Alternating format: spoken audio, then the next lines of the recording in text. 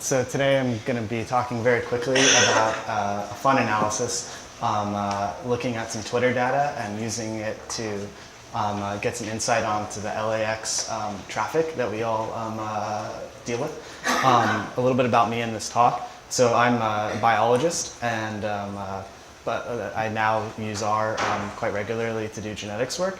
But I previously failed many, many times trying to learn R, and I thought for those of you that are trying to learn R right now, maybe having a little bit of opinions might be useful. And it wasn't until I really came across the tidyverse that I felt I really started to be able to pick up R and move real quickly.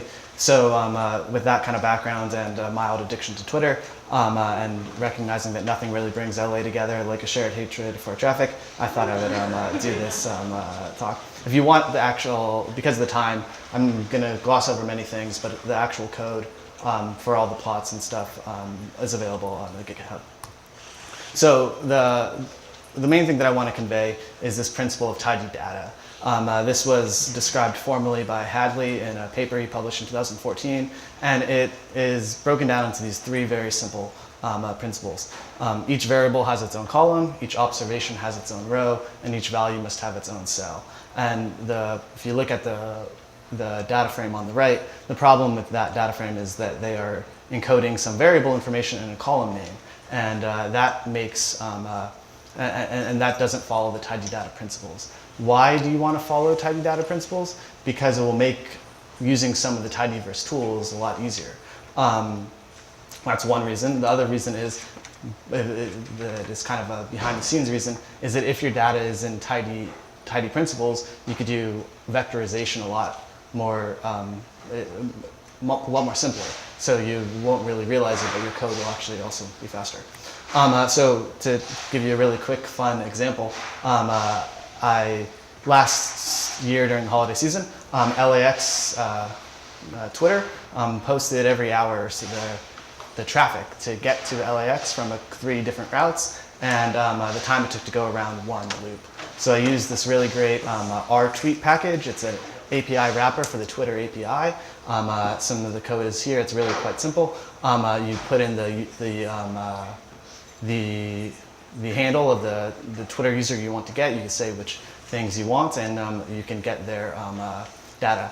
The type of data that all their tweets follow this really sort of similar structure, so it's really kind of convenient to use some natural language processing and put it into tidy format.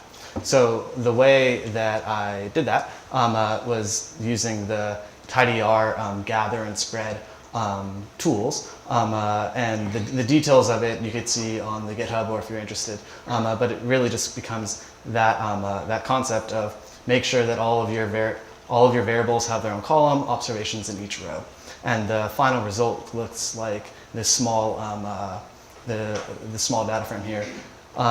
They did this for 9 days over the holiday, and for many different hours.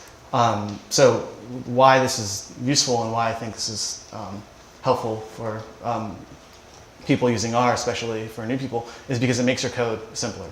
And so this is a little function to do a ggplot, which I think gives a nice picture.